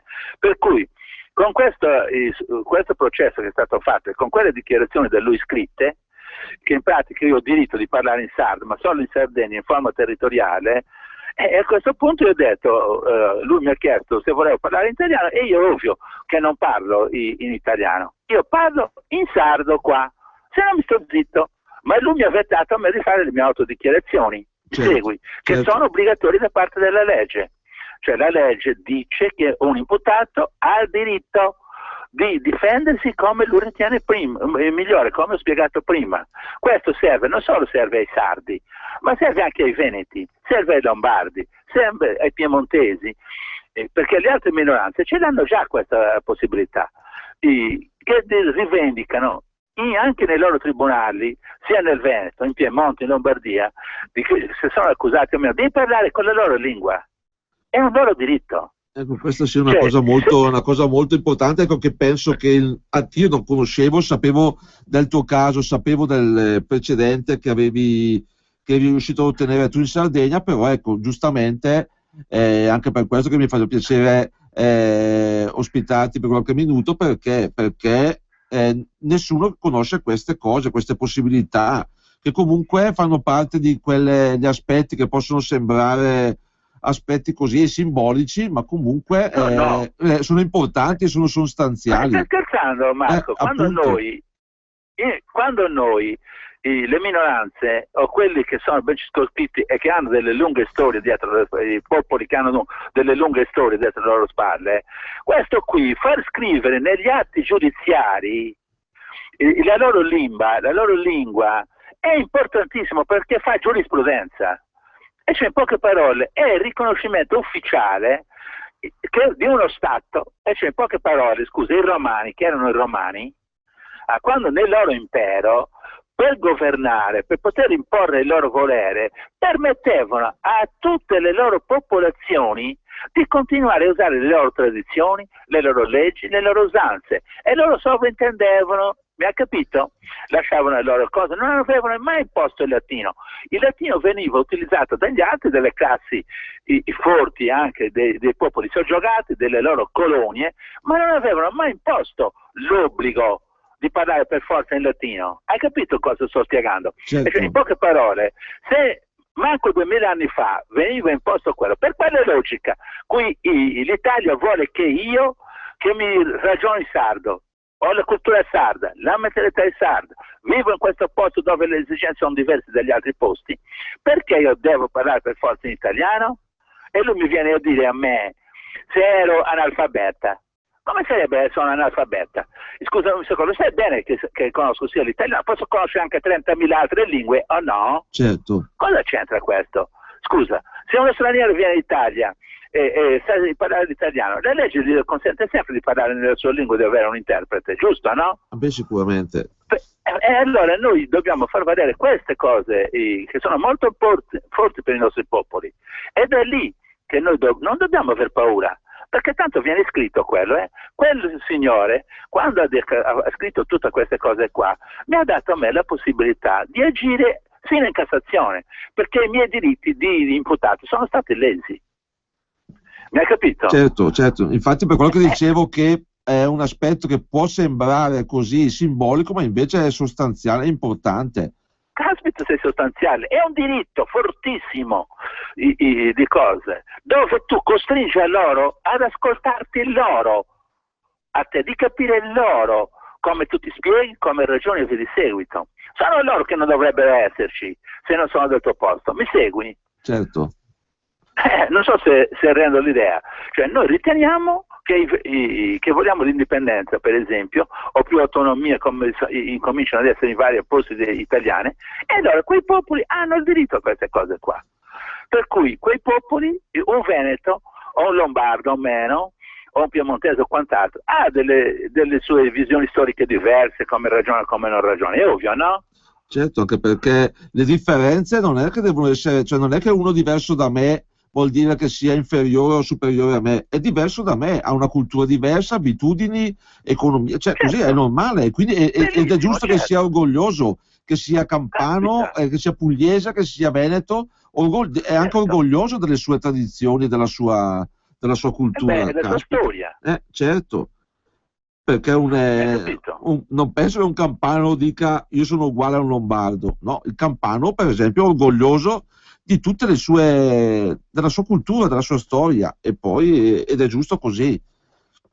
E adesso allora, vabbè, la questione, abbiamo visto per esempio anche a Brescia amici che sono stati scarcerati, ecco, comunque la vicenda sta andando avanti. Come è giusto che fosse, era una vicenda che non doveva mai essere nata questa, però io, sai cosa ti dico? A me, da osservatore esterno, anche se sono coinvolto in questa storia qua, sono orgoglioso prima di tutto di aver firmato quel patto, perché a chi lo legge è un patto di una democrazia bellissima, di rispetto fra tutti quanti, che fa un piacere e un sollievo morale, fisico, intellettuale, proprio di averlo firmato. Mi segui? Certo. Perché è una forte espressione di libertà. Ma inoltre, oltre a questo qui, forse domani, io presumo, perché sono al 90% convinto, che mi dovranno restituire una parte di tutte le cose che mi hanno sequestrato. Mi ha capito? Sì, anche perché sequestrare la bandiera veneta mi sembra una cosa, cioè... ma il foulard, te lo immagini? Ma il fatto che ce l'aveva appesa quella bandiera ce l'aveva appesa di fianco alla mia bandiera nel mio ufficio. Certo, che io ho avuto il piacere di visitare quando sono venuto a trovarti. Allora, vedi, per cui ti sembra normale? Ero arrabbiato nero io con loro. Ti ho detto che era una vergogna, che è uno Stato che con i suoi sgherri viene qua e mi sequestra a me un simbolo, una bandiera. Stava offendendo l'onore di tutti i popoli, perché ogni popolo ha la sua bandiera. Sì, può essere anche uno straccio raccolto da terra, ma se quel popolo lo mette al suo simbolo, alla sua forza, alla sua cosa, tu non lo devi toccare, perché tu, se tocchi quel vessillo, quella bandiera che io ero orgoglioso di avere nel mio studio, stai offendendo tutto quel popolo che si rivendicano, si rivelano e si sentono protetti e guidati da quel vessillo, giusto? E loro. Sì, è normale, no? Anche perché sono indignato ancora oggi. Devi sapere questo, che quando avevano preso le bandiere di Meloentu, Marco, e lo dico anche tu, Dodore Meloni suoi, si era messo di fronte alla prefettura di Oristano, fermi lì, senza mangiare, senza bere, facendo le conferenze stampa, fin quando abbiamo avuto il piacere, e te lo dico con orgoglio, di vedere lo Stato italiano, cioè perché la prefettura rappresenta lo Stato italiano, uscire fuori per restituirmi le bandiere di fronte ai giornalisti. Mi hai capito? Certo, anche perché penso che io non conosco le leggi, comunque penso che sia vietato detenere armi, ma detenere bandiere o vessilli non penso proprio che sia una cosa che può essere nemmeno... Oppure causa di un processo, cioè non so. Ecco. Per le versioni, oltretutto è un reato molto grave quello che ci hanno accusato, che contempla fino a 15 anni di carcere. Non stiamo parlando di cosa, Infatti, stiamo parlando di cose serissime. Certo. Bene, dottore, a me ha fatto molto piacere ospitarti, perché hai avuto la possibilità di più che di dire le tue opinioni, o comunque le tue posizioni, che sono molto importanti e condivisibili, hai avuto anche l'opportunità di spiegare a chi ascolta cose che non conoscevamo, perché hai ha informato su alcuni diritti appunto che finora di cui nessuno ci aveva parlato, quindi ti ringrazio molto per averci spiegato, e penso che magari anche ad altri conduttori che si occupano in particolare del discorso delle lingue possa magari in futuro essere utile un tuo intervento. Certo. Va bene. Ok, dottore, un caro saluto a te e a tutto il popolo sardo. E io ricambio con grande piacere a tutti i padani, e forza sempre, e speriamo di continuare così. Se domani mi restituiscono tutto quello che abbiamo richiesto, vai tranquillo che cercherò di informare a tutti, perché è una vittoria quello se il Tribunale di Brescia restituisce tutto quanto è stato sequestrato. Ok, buona giornata. Buongiorno, e un caro saluto. Ciao buon primo dottore. maggio a tutti voi. Grazie. Pubblicità.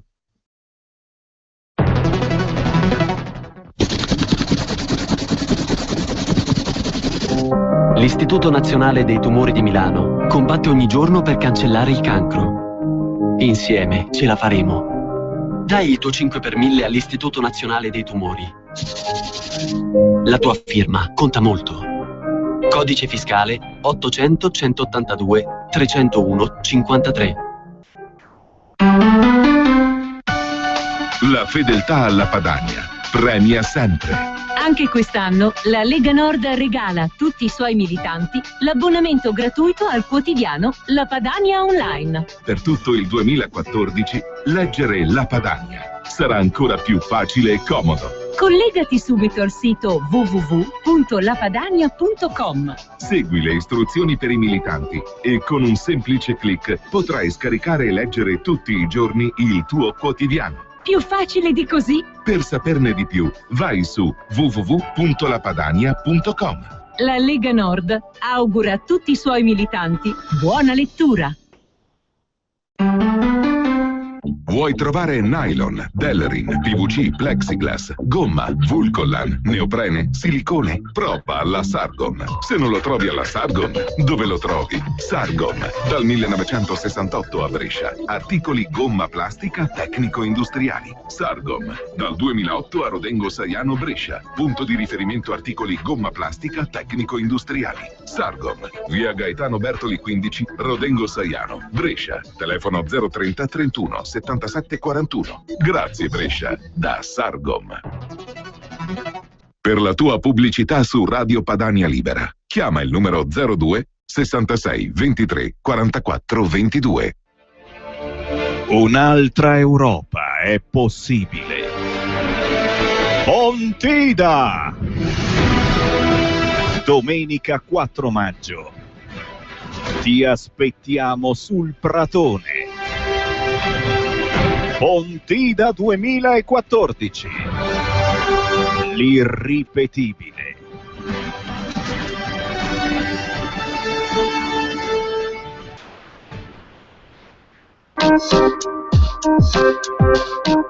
In quanti ti promettono trasparenza, ma alla fine ti ritrovi sempre con il bollino rosso e non puoi dire quello che pensi. Radio Padania Libera. Non ha filtri né censure. Ascolta la gente e parla come la gente. Radio Padania Libera. La radio con il bollino verde. Piove, governo ladro, ma non saranno 2 gocce d'acqua a impedirci di andare a Pontida. Quasi 100 pullman domenica 4 maggio, però aspetto anche te. Ci saranno le televisioni di tutto il mondo, facciamo vedere che ne abbiamo piene le palle, che vogliamo correre, vogliamo vivere, vogliamo sperare, vogliamo lavorare. 2 gocce d'acqua, stivali di gomma, cappuccio, poi tanto c'è Renzi che cammina sulle acque, quindi non avremo problemi. Come fai a venire? Pullman, treni, macchine, l'importante è esserci domenica 4 maggio a Pontida. Un numero di telefono vi lascio per sapere da dove partono i pullman più vicini a casa vostra, a Torino, a Treviso, a Bologna, a Genova. 02 66 234 234. E chi non viene è un po' Renzi e un po' Alfano.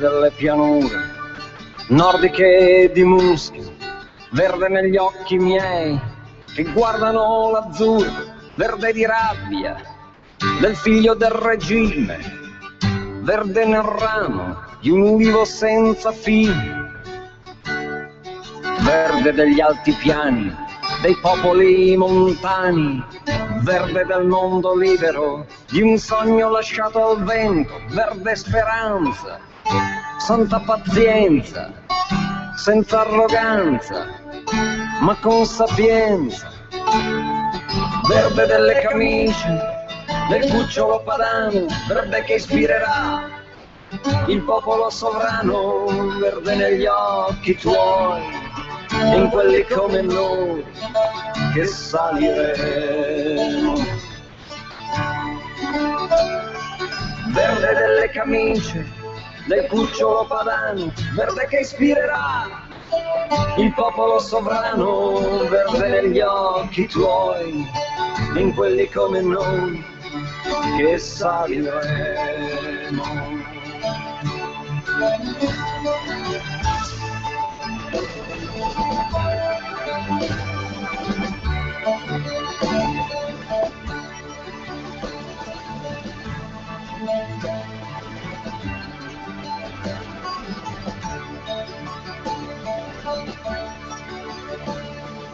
Verde di cuori impavidi, di tigri mai domabili, verde dentro un sorriso, di uomini grandi e nobili, grandi per il coraggio, nobili poveri, uomini veri, figli padani, verde che sveglia gli animi, che libera gli schiavi, verde che ci identifica, che abbatte la lupa stanca, verde coraggio, forte messaggio, verde maestro che ci accompagna, verde delle camicie, del cucciolo padano, verde che ispirerà il popolo sovrano, verde negli occhi tuoi, in quelli come noi che saliremo.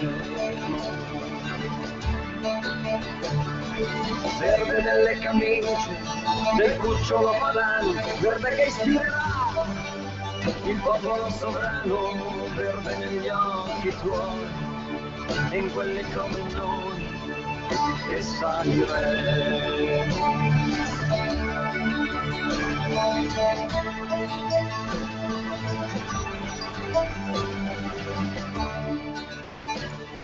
Eccoci di nuovo in onda, adesso apriamo le linee, voce agli ascoltatori per telefonare 0266203529, per mandare sms, il numero è 346 6427 756. Ecco, possibilmente messaggi più intelligenti di quelli di Carla da Campobasso e da Claudia, perché però sappiamo che i leghisti sono differenti. Vediamo se ci sono già chiamate. Allora, intanto che aspettiamo, ecco, ricordo che dalle 11 il filo diretto proseguirà, ci sarà Alessandro Morelli e poi a seguire i programmi del pomeriggio. C'è una chiamata, pronto? Pronto, buongiorno Marco. Buongiorno. Marco, vero? Sì, sono io, Marco. Ecco, benissimo, anche il nome di uno dei miei figli, per cui mi fa tanto piacere. Io sono Carla, ma di Vigevano. Sì. No, beh, lo so che c'è una Carla che si presenta, Carla da Vigevano, che però è un'altra cosa, sono io. Sì. Sono una vecchia indipendentista, per cui mi ha fatto tanto piacere ascoltare Dondore Meloni. Amo tantissimo la Sardegna, ho tanti amici sardi, mio figlio stesso è con loro, con il loro gruppo, quindi la Sardegna ce l'ho nel cuore e vorrei, se caso mai Dondore fosse in ascolto, dirgli forza Paris, vada avanti così, combatta, perché l'unico modo per ottenere la nostra libertà è quella di combattere, non con le armi naturalmente, certo, con le parole, con i fatti e come sta facendo Doddore, perché il fatto di pretendere giustamente di usare Salimba è molto positivo e mi piacerebbe molto che anche gli indipendentisti padani, veneti o lombardi che siano, facessero la stessa cosa, cioè usassero le nostre lingue naturali per dire le loro ragioni. Mi sto inceppando un pochino perché No, ma sono comunque il molto discorso emozionata. è chiarissimo. Sì. Ecco, spero appunto. E un'altra cosa, onore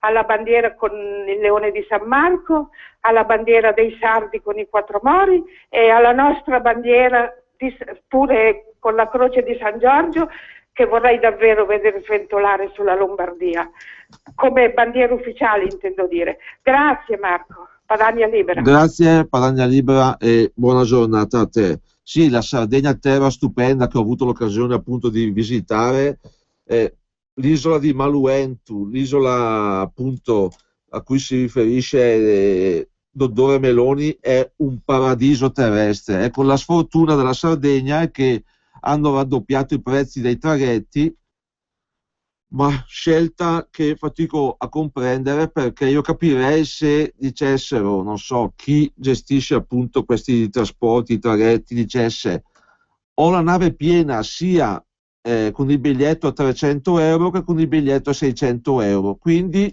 o così o non venite in Sardegna. Allora non condividerei, però potrei capire, ma dire passo da 300 euro il biglietto a 600 e ho la nave mezza vuota, quindi alla fine non so che vantaggio possano avere anche loro, e con tutte poi però ecco quella metà nave vuota sono tantissime persone che così non vanno in Sardegna e quindi con un grosso danno all'economia di tutti quelli che con i turisti lavorano in quella terra. Vediamo se ci sono altre chiamate. Pronto? Pronto? Buongiorno, buona Padania. Buongiorno. Sono Alberto di Brescia. Ciao Alberto, buongiorno. Buongiorno. Allora, mi fa piacere aver sentito il dottor Meloni, indipendentista, però volevo dire una cosa.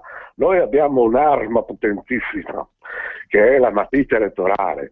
Anche i scozzesi andranno al referendum, quella matita elettorale la metteranno in quel posto a tutto lo Stato. Ecco, allora perché non lo facciamo anche noi? Punto di domanda. Grazie. Ciao, ci vediamo a Pontida. Ciao Alberto, arrivederci a Pontida. Un'altra chiamata, pronto? Pronto, Padania Libera. Buongiorno. Un abbraccio a tutti, grazie Marco. Felicissima di aver sentito Doddore Meloni e soprattutto la battaglia della Salingua. Guarda, è un grande, sono contenta perché ogni tanto anche Sammy Varin lo chiama.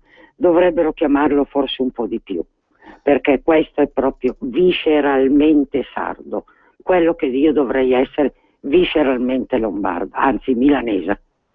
Certo. Un abbraccio e grazie per tutto. Grazie a te e in cambio l'abbraccio. Un'altra chiamata, pronto? Pronto? Sì, buongiorno. Buongiorno, sono Guglielmo Dalbenga. Così, una riflessione veloce, a parte che abbiamo visto, siamo stati con Salvini il 29 e c'era molta gente in piazza. Dicevo, ma noi questa unione italiana, questa repubblica, non deriva da un'unione, da un qualcosa voluto da una famiglia reale con i suoi ministri, cioè da un reame. Perché dobbiamo continuare ad avere le stesse impostazioni come reame, perché è nata così, con Cavour, è vero, come repubblica, cioè con le regioni unite che hanno fatto loro, non è mica giusto, non è vero, che razza di repubblicani sono stati? Bisogna rifare tutto, rifare la volontà dei popoli che avevano allora costretto a essere sotto il re Savoia, che poi trattava i piemontesi come dei morti di fame, perché Don Bosco mangiava l'erba, non aveva né il mare né i pesci da potersi rifare, né un po' di agrumi. Perciò noi siamo continuati a essere una repubblica con l'impostazione di chi ha voluto e che avrebbe lottato se non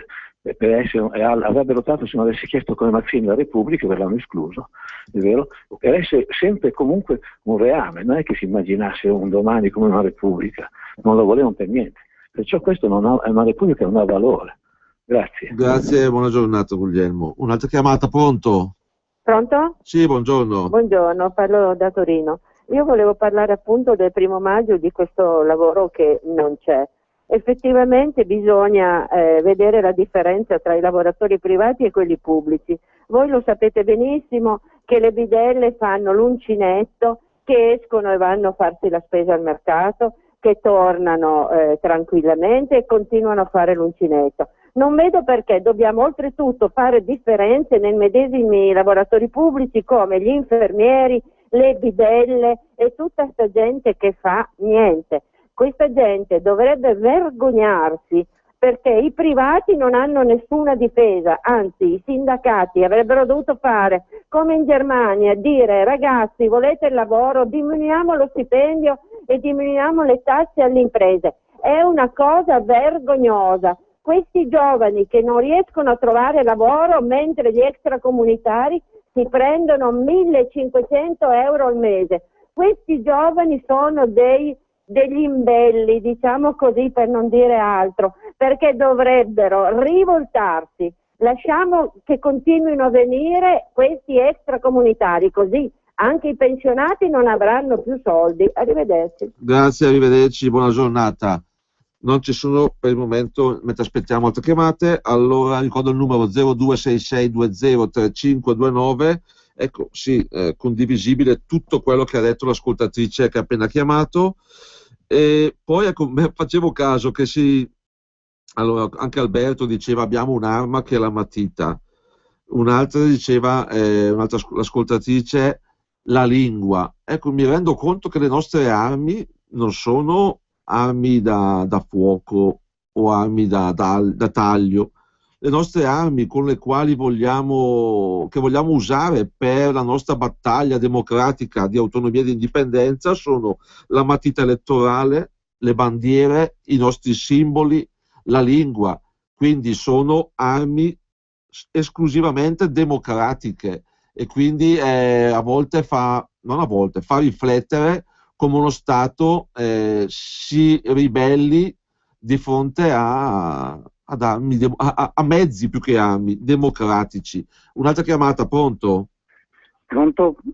Buongiorno. Scusate, pronto Padania Libera, buongiorno, chiamo Marco. Buongiorno Marco. Io sono un dipendente statale, mio malgrado, nel senso che gradirei tutto un altro tipo di rapporto con lo Stato, sono agente del Corpo Forestale dello Stato. Allora, in questo periodo, un aneddoto che voglio raccontare può essere utile. Abbiamo dovuto affrontare la ristrutturazione della nostra sede, soldi non ce ne sono, siamo 5 ragazzi più o meno giovani, abbiamo detto va bene, rimocchiamoci le maniche, mettiamo mano ai pennelli e ci siamo andati da fare noi, abbiamo fatto poi il muratore, gli imbianchini e tutto quanto. L'amministrazione quel poco che ha potuto l'ha passato, qualcosa c'è di immateriale logicamente, qualche materiale ci ha dato il comune. L'unico che ha rotto le balle, sapete chi è stato? Un nostro sindacalista del sindacato autonomo interno, ma voi non dovete fare quelli perché non sono le vostre mansioni. Ho detto, ma scusi, noi siamo tutti d'accordo, te che cavolo te ne può fregare? Si è preso il suo vaffa e è andato. Il giorno dopo mi ha mandato 2 righe dicendomi che queste cose creano i presupposti perché altri possono fare altrettanto e quindi l'amministrazione trova gioco facile con personale come noi. Ho detto, ma scusa, ma l'amministrazione del Corpo Forestale non è il mio nemico, è il piatto dove mangio.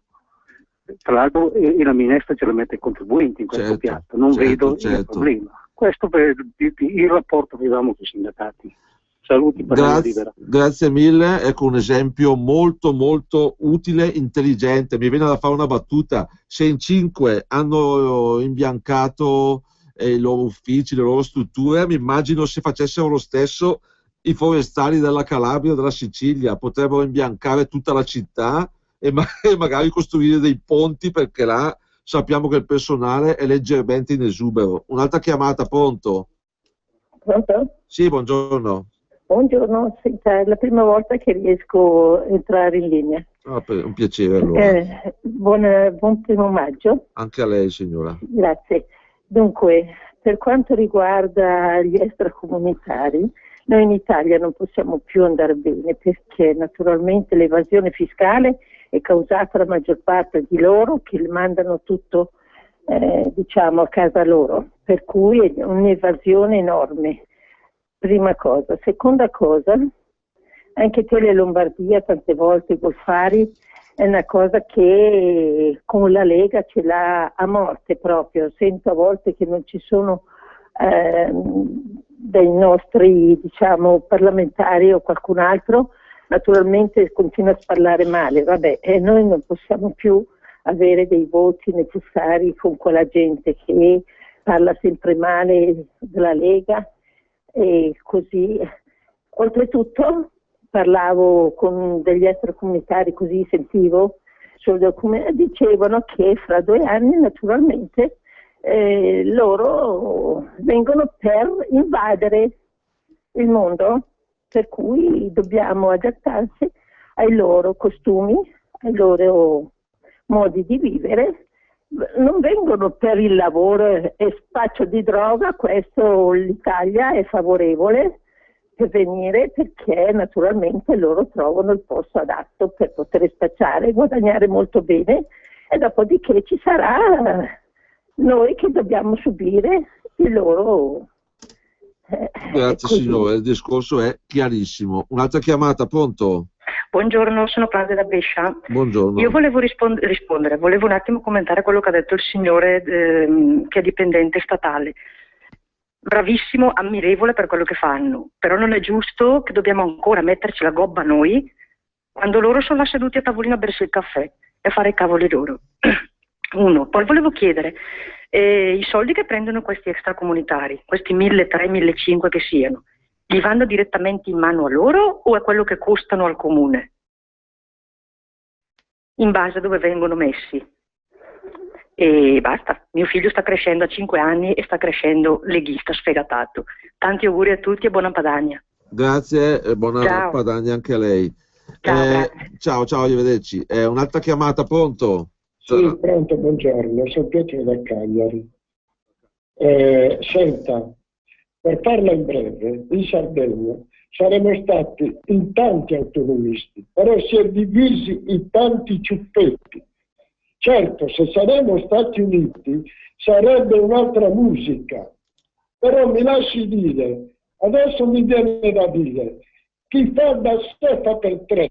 Mi riferisco ai lombardi, veneti e tanti sardi di prendere coscienza e di non avere paura di ricominciare da capo, che sarebbe salutare per tutti, difendere la nostra entità e ritrovare l'orgoglio di essere sardi, lombardi, veneti, liguri, piemontesi, eccetera, eccetera. Grazie mille, buongiorno a voi e buon primo maggio. Grazie. Buongiorno, buon primo maggio anche a lei. Tutte considerazioni molto condivisibili. Nel frattempo è entrato in studio l'amico Giuliano Citterio. È stato buttato in studio più che altro. Che era passato per un saluto e mi ha detto Giuliano entra. Giuliano è di diritto, Giuliano sì, ai microfoni della radio. C'è un'altra chiamata. Pronto? Tocca a me? Sì, tocca a lei. Allora, i cittadini italiani votano nella misura del 50%.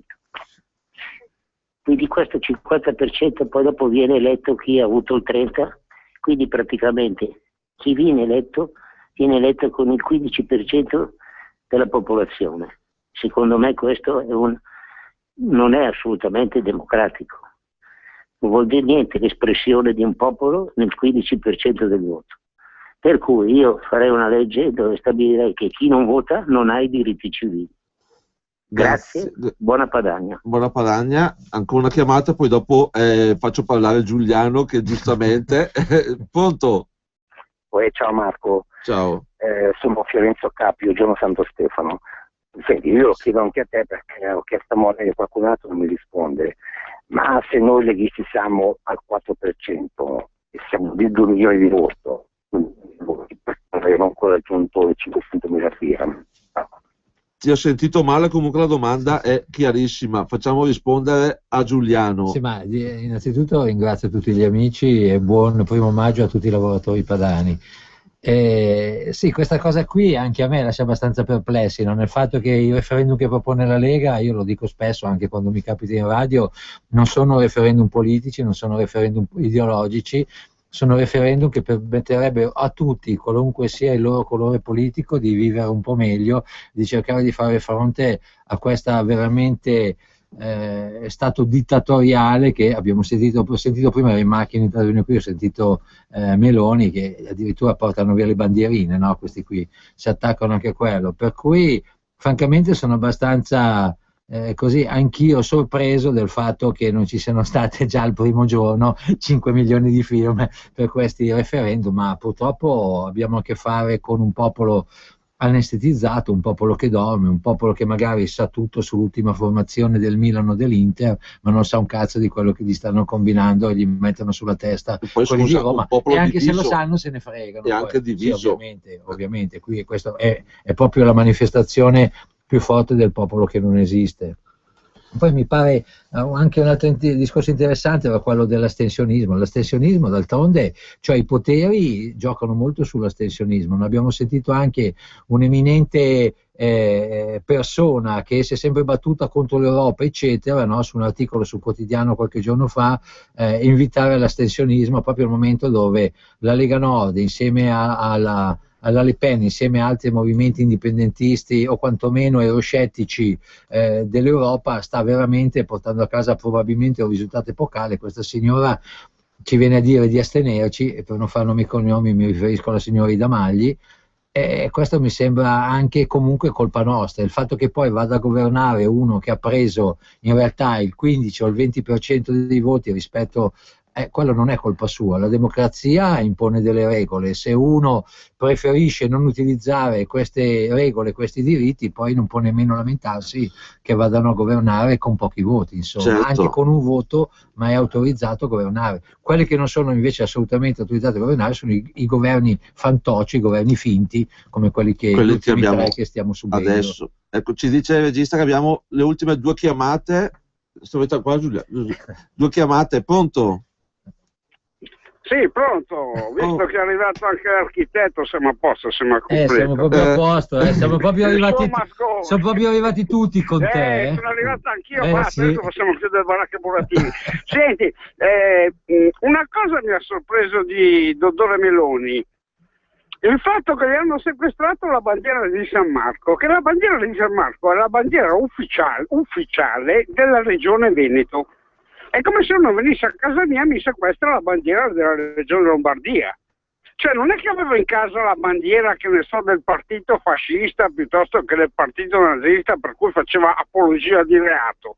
Avevo una bandiera di una regione italiana, ufficialmente riconosciuta. Ma questi sono letteralmente scemi. Beh, ma questo è il primo passo, il prossimo successivo è il sequestro del Veneto. No, perché mi preoccupa la cosa?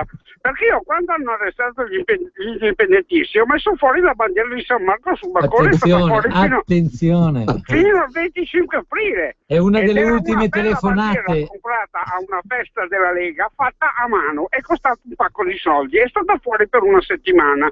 Detto questo, sai cosa divide gli italiani dai francesi? L'accento. Perché loro, no, attenzione, loro hanno il parà, noi invece abbiamo i parafarmacisti, paramedici, paraculi, paracari, senza accento. Ciao. Ciao. Attenzione che c'è la confisca dell'immobile.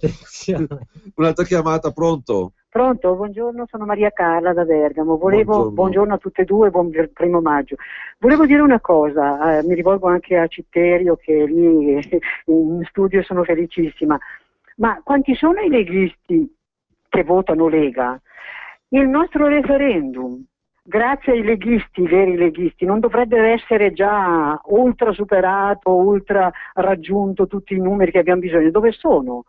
Io direi a Salvini di dare uno scossone a questi leghisti, perché insomma a questo punto non dovrebbe essere raggiunto e superato il numero.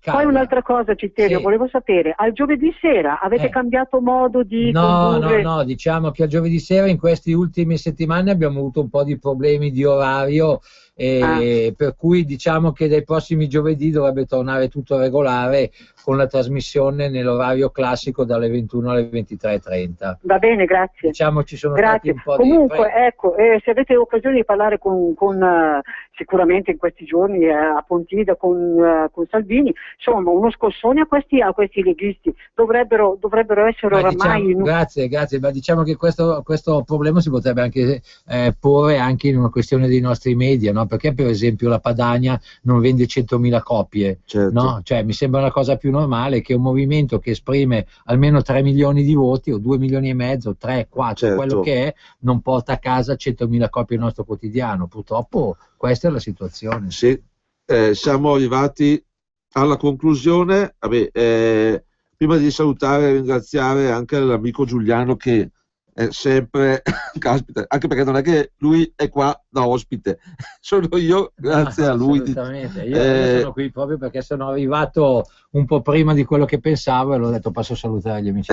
Prima di chiudere ricordo l'appuntamento della 4 giorni di Pontida che inizia oggi, e prendo l'occasione per rispondere anche a un messaggio della signora Rosa che chiede: stasera vorrei andare a Pontida a sentire il concerto, mi sapete dire le condizioni del Prato e se ci sarà servizio di ristorazione? Ecco, le condizioni del Prato non le conosco, però con Sole penso che saranno buone. E poi sì, alle 19 questa sera ci sarà l'apertura del ristorante e del bar, quindi quando inizierà il concerto potrà comunque c'è il servizio di ristorazione. Lo ascolterà a pancia piena, a pancia piena. Ecco, quindi appuntamento a tutti in questi 4 giorni, soprattutto domenica 4 maggio. Adesso ci sarà Alessandro Morelli per un nuovo filo diretto. Buona Padania e buon 1° maggio a tutti. Quest'anno Pontida si fa in 4. 1, 2, 3, 4 maggio. Quest'anno a Pontida convegni su identità, territorio, lavoro, concerti gratuiti a chilometro zero nel più grande evento dell'anno. Sabato 3 maggio Radio Padania presenta il Concertone, musica dal territorio dalle 18 a tarda notte. Tutte le informazioni sul sito www.leganord.org.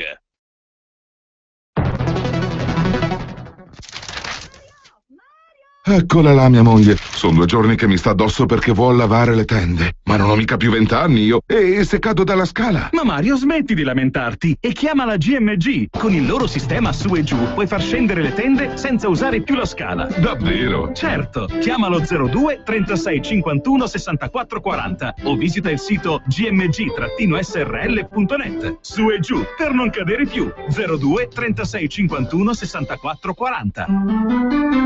La Regione Lombardia e Pentadent hanno a cuore il tuo sorriso. Per tutti i bambini fino a 14 anni residenti in Lombardia, le cure saranno in totale esenzione, perché a carico della Regione, presentando la ricetta rossa del pediatra. Sono esclusi manufatti e cure estetiche. Dai 14 ai 16 anni si paga solo il ticket. Cure in esenzione anche per persone in difficoltà per reddito, perché disoccupate o affette da patologie. Per sapere se rientri nei parametri, chiama il numero verde 800 700 860 o vai su pentadent.it. E adesso a chi lo dico? Mi sento così sola. Telefona a noi. Parlarne con qualcuno è un buon inizio per cercare una via di uscita. 039 66 12 807. Un amico al telefono. Siamo qui per ascoltarti. Potrebbe capitare anche a te. Ricorda questo numero: 039 66 12 807. Non rimanere solo. Chiamaci dalle 18 alle 22, da lunedì al sabato. 039 66 12 807.